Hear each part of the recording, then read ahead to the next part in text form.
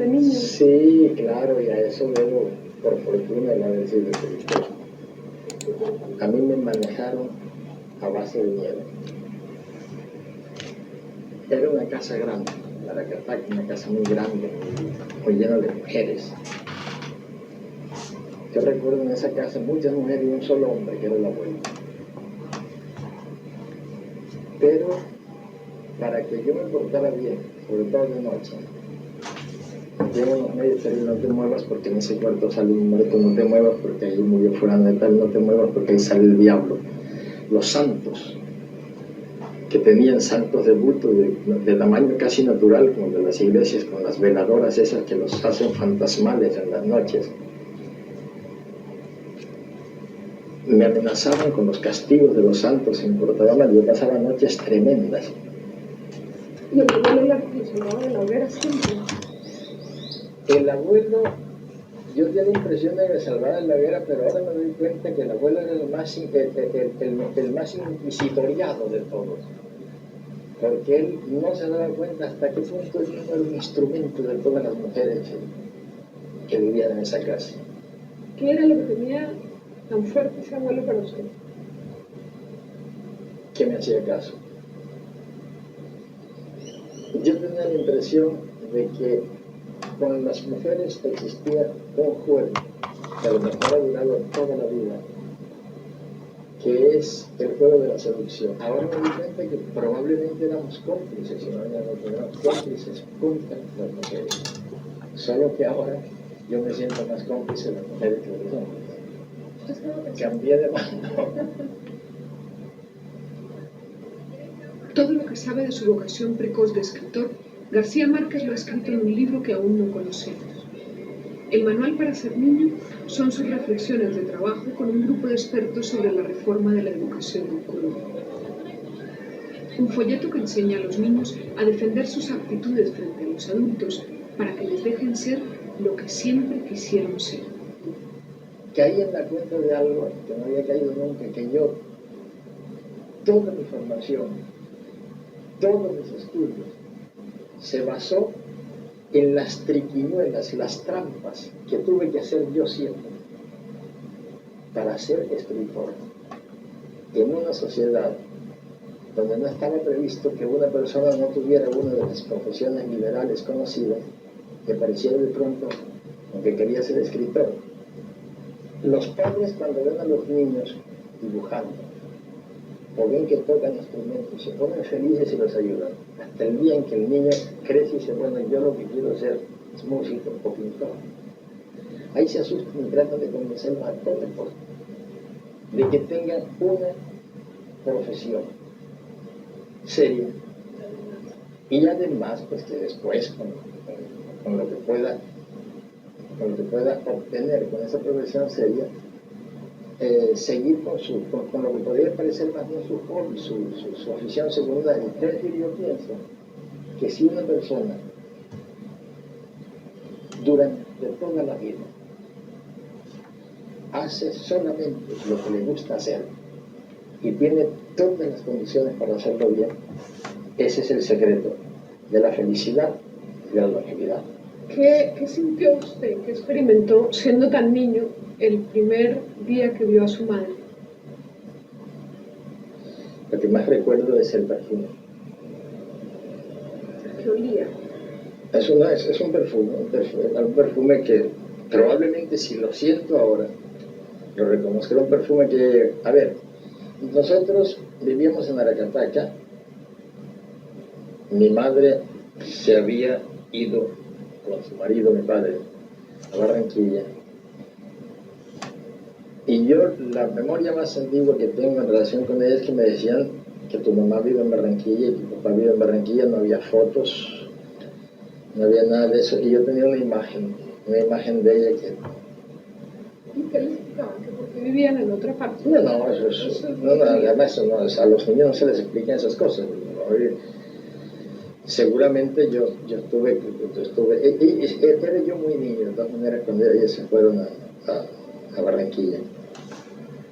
Y de pronto empecé a oír que viene tu mamá, que viene tu mamá, que va a venir tu mamá, y yo no me imaginaba cómo podía ser aquello, ni tengo idea qué edad podía tener. Pero recuerdo es que yo venía de una casa con un gran corredor y un patio muy profundo, y yo venía y me dijeron, ya llegó tu mamá, y entonces ella está ahí. Y yo entré, y estaban en la sala sentados alrededor, con las sillas pegadas en la pared, muchas mujeres. Y yo la vi y la reconocí enseguida. Y estaba vestida como los personajes de las películas de esos años, de los años finales de los 20, principios de los 30, con el sombrero de campana.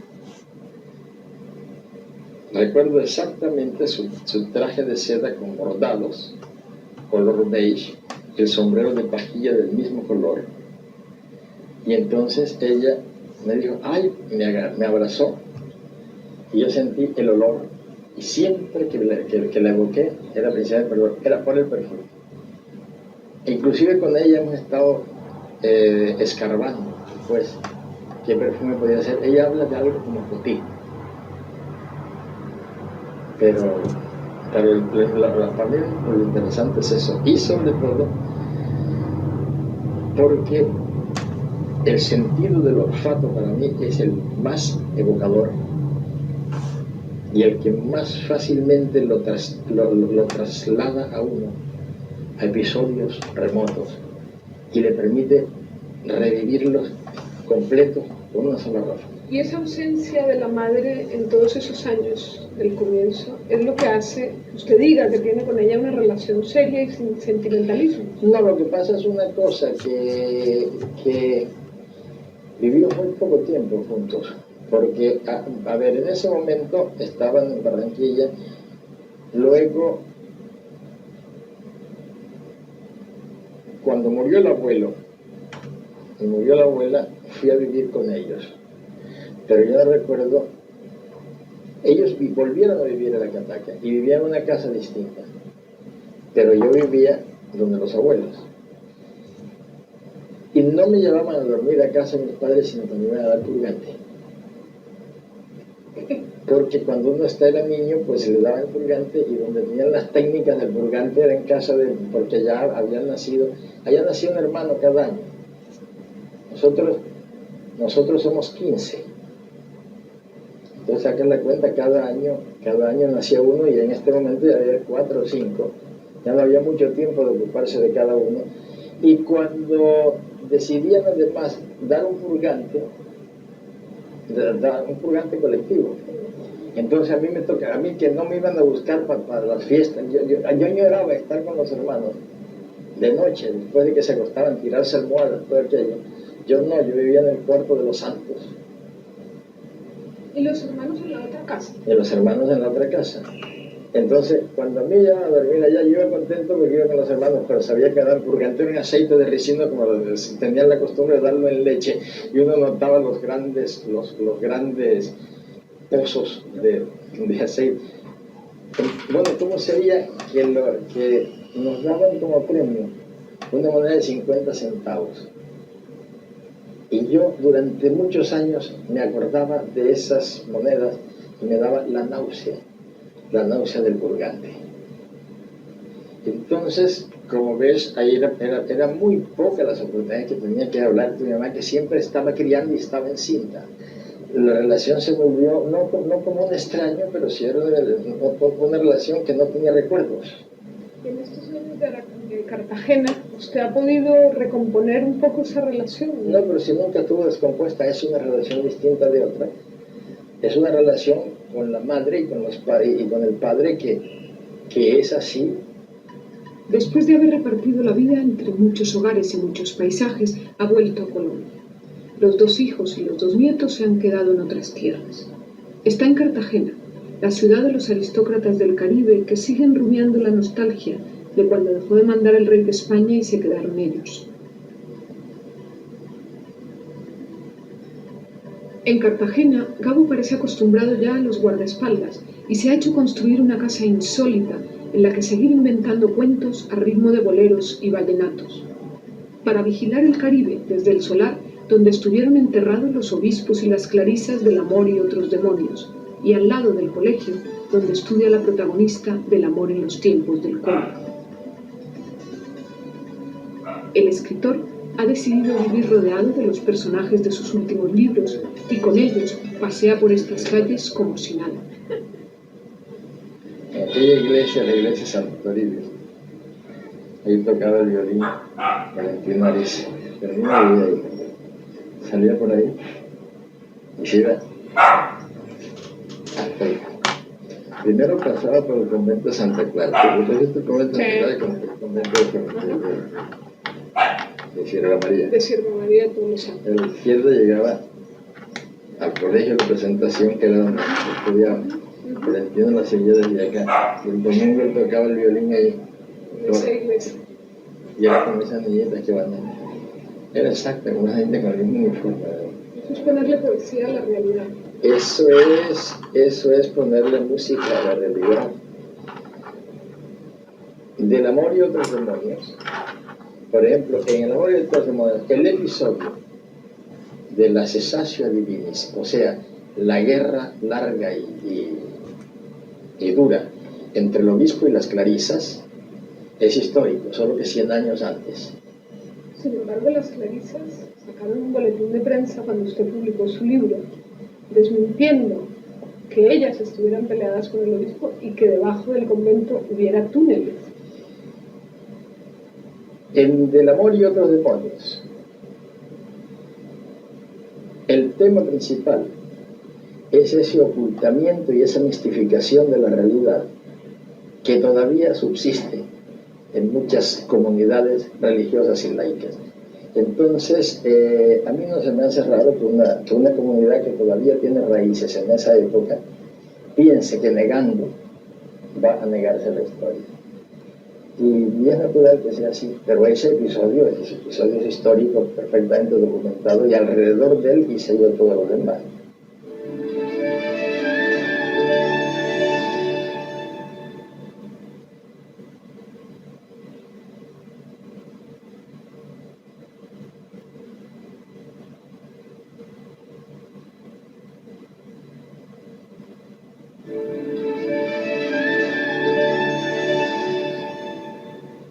Y por fin en sus memorias, Mercedes, su esposa, tendrá un lugar protagónico que hasta ahora no hemos visto en sus libros. Yo no sé si llegaré hasta ahí porque no es un libro cronológico. Y en ese caso tendría que escribir el capítulo de Mercedes o el capítulo de las relaciones, de nuestras relaciones privadas. Y ella, tanto ella como yo, son muy públicos en eso. Es una cosa así que no se debe tocar. Entonces no estoy muy seguro de que ella lo aceptaría. Y además, Mercedes ha quedado regada en todos mis libros, pedazos por todos lados, personajes completos que se ven, 100 años se da cuenta, inclusive con su propio nombre. Pero esas memorias no es que estén crudas, pero las tengo abandonadas porque decidí escribirlas entre 2 libros. Y ahora resulta que me estoy dejando espacio entre 2 libros porque salgo de uno enseguida para el otro. Y dígame solo una cosa de Mercedes, aparte de lo hermosa que era, porque era una mujer muy bella, ¿qué fue evidentemente? ¿Qué fue lo que le fascinó de ella desde el principio? Porque usted, que no me hacía caso. Que me hacía tan poco caso como el que me hace ahora y como el que me ha hecho siempre. Pero respiró muchos años, sin embargo. No, pero es que no me hacía caso y todavía no me hace caso. Eso le gusta mucho a los hombres, no me hagan caso. Desde que él le propuso matrimonio a los 13 años, Mercedes está a su lado marcando el norte y apoyando sus proyectos por absurdos que parezcan. Mientras ella brilla con luz propia, él utiliza la fama para mediar en todo tipo de causas. Algunas fracasadas, como el intento de parar la guerra entre el cártel de Medellín y el Estado colombiano. García Márquez acaba de terminar un gran reportaje sobre esos años duros de la violencia de la droga en Colombia. ¿Usted reconoce signos evidentes de que el narcotráfico ha pasado por aquí? Quiero decir, ha dejado huellas ya imborrables en esta sociedad. Sí, hay ya unas desgarraduras, unos desgarramientos culturales muy importantes, entre ellos el del dinero fácil. El dinero fácil, que yo creo que es de las cosas más graves que están, la concepción del dinero fácil, que para qué trabajar tanto si metiendo, haciendo la mulita, por una vez ya tienes para el resto de la vida. Eso es gravísimo, porque ya eso ha contaminado todo el país. La corrupción es inmensa, es enorme, y la tentación de la corrupción está por todas partes. Esas son las consecuencias graves, pues ya son culturales, ya están metidas en el espíritu de Colombia. Son muy graves, pero es como si estuviéramos viviendo una peste. Y yo creo que se va a resolver de la manera más sencilla. Un día pasará de moda, pero mientras tanto los daños que habrá hecho y las muertes que habrá dejado son enormes, pero un día pasará de moda.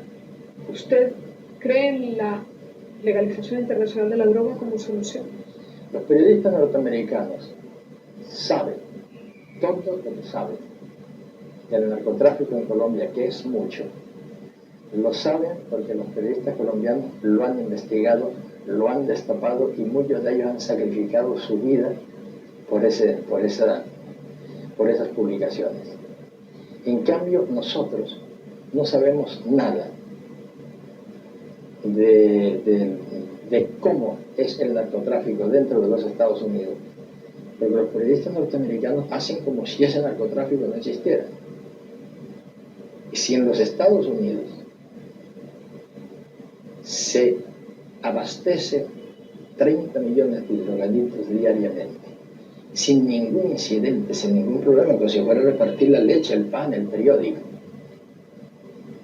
Si se puede abastecer sin incidentes, eso quiere decir que hay unas mafias mucho más poderosas que las de Colombia, y una corrupción de las autoridades mucho más importante que la de Colombia.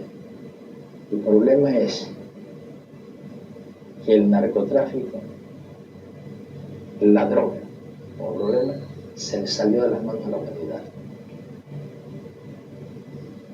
No quiere eso decir que nos vamos a descorazonar, que no vamos a seguir luchando, pero no vamos a partir de la base de que se puede acabar con la droga, con el problema de la droga, con fumigaciones de glifosato y con certificaciones de congresos, cuando es un problema que el mundo entero está sufriendo y no puede resolver. Es como las pestes medievales, que se acabaron cuando se acabaron.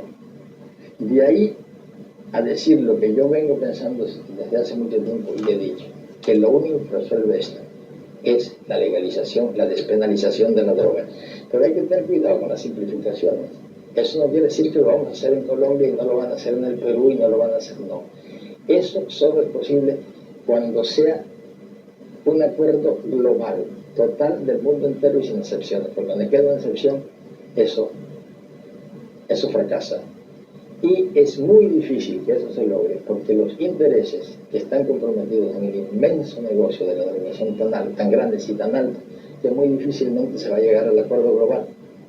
Usted firmó el otro día un documento dando a entender que la guerrilla colombiana ya no tiene sentido, ya no tiene razón de ser. ¿Usted cree que en Chiapas ese movimiento tiene razón de ser? ¿Cómo ve lo que está pasando en México? Usted es casi mexicano. Precisamente por lo que soy un extranjero casi mexicano, no comento la política mexicana. Usted ha estado cerca de mucha gente en el poder, tiene y ha tenido amigos en el poder. Yo pienso que quizá Torrijos fue la persona más cercana a usted, a lo mejor me equivoco. ¿Usted alguna vez vio llorar a Torrijos? ¿Vio la tristeza del poderoso, el dolor? No, yo lo vi llorar por la alegría. Cuando se pusieron de acuerdo para el tratado alternado. Yo estaba con él porque no me habían llamado antes, que él se había encerrado en Farallón, que era una base militar panameña. Me llamaron y me dijeron: el general tiene como una semana de estar encerrado. Tenía un teléfono directo que bastaba descolgarlo y se comunicaba, estaba en comunicación directa con la embajada de... Todavía me dan con leer. No, pero te voy a hacer una lista de amigos por orden alfabético. ¿Usted alguna vez vio a Géminis? Sí, claro. Lo vi una sola vez, paseándose por el bar San Michel. Si lo reconocí desde la otra serie, iba con Mary, que era mucho más bajita, pero yo me imaginaba muy rubia. Yo había escrito ya la hojarasca y pensé, bueno, yo paso al otro lado. Él seguramente habla español porque vivió mucho en España, fue corresponsal de guerra durante la guerra civil. Yo paso para allá y algún cuento le echo y a lo mejor me invito a tomar un café.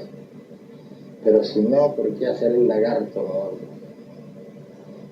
El entrometido? Fue una cosa fugaz. Y dije, no tengo nada que hacer. Entonces hice lo único que se me ocurrió fue decir, ¡adiós, maestro! Y él miró así y adiós, adiós, amigo. Y después nunca más me olvidé. Hay un encuentro suyo que me llama la atención. Estuvo muchas horas con Kurosawa, el director de cine japonés. ¿Qué quería Kurosawa de usted?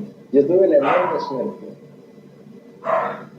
de que Kurosawa estaba esperando un ciclón que se estaba demorando.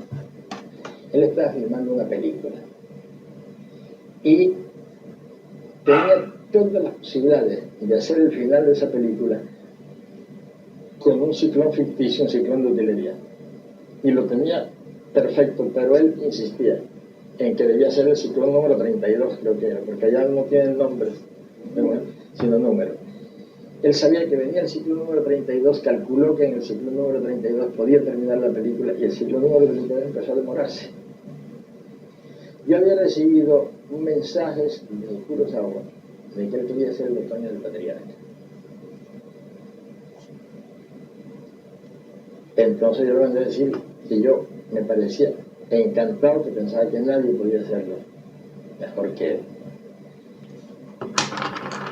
Él tuvo un largo silencio y de pronto recibió un mensaje que decía, ya estoy muy viejo y muy enfermizo para meterme en los problemas del Caribe y en las... Entonces yo me di cuenta que le habían explicado mal las cosas. Y cuando fui allá, le dije que quería hablar con él y él se fue, apareció en mi hotel y dijo, podemos conversar hasta que llegue el ciclón. ¿Cómo fue su primer encuentro con los reyes de España? Fui solo, no fue Mercedes, a la zarzuela. Estaban el rey y la reina. La aproximación a cada uno de ellos es completamente distinta con uno que con otro. La reina evidentemente estaba muy interesada en los temas literarios. Quería hablar de ellos, hablé de ellos. Y el rey es bastante más suelto. Inclusive un momento que me dijo, no, aquí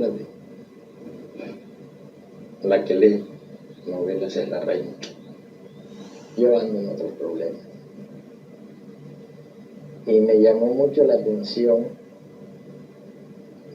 Tuve la suerte de que hubo un episodio de la vida familiar en un lugar donde, a pesar de que no había protocolo, se suponía que iba a ocurrir. En determinado momento el príncipe, el hoy príncipe de Asturias, abrió de pronto la puerta sudando, venía de jugar fútbol, algo así.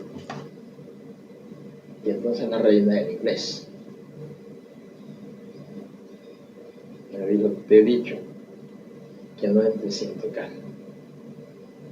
Y el rey muy de amigote así, de no, pero si yo lo he autorizado que entre así, no debe entrar sin tocar. Sal, tocó, entonces entró. Y fue una experiencia que me interesó muchísimo. ¿Eres más amigo de los hombres o de las mujeres? De las mujeres. ¿Por qué? Porque me entiendo mucho mejor con ellas, sobre todo trabajo mucho mejor con ellas. En los talleres que hago siempre con las mujeres me entiendo mucho mejor. ¿Y cómo te has divertido más? ¿Estando cerca del poder o atacándolo? No, estando cerca del poder. Hombre, por supuesto, la fuente de vida, de información, de inspiración del poder es infinita. Es que es una situación totalmente mágica y yo me pregunto si alguna vez ha sido real. Pero creo que es lo más irreal que existe. ¿Y usted no tiene miedo a ser mal interpretado por querer estar siempre cerca del poder? No, sí, no es que quiero estar, es que yo yo no es que quiero estar siempre cerca del poder. Es el poder el que siempre quiere estar cerca de mí.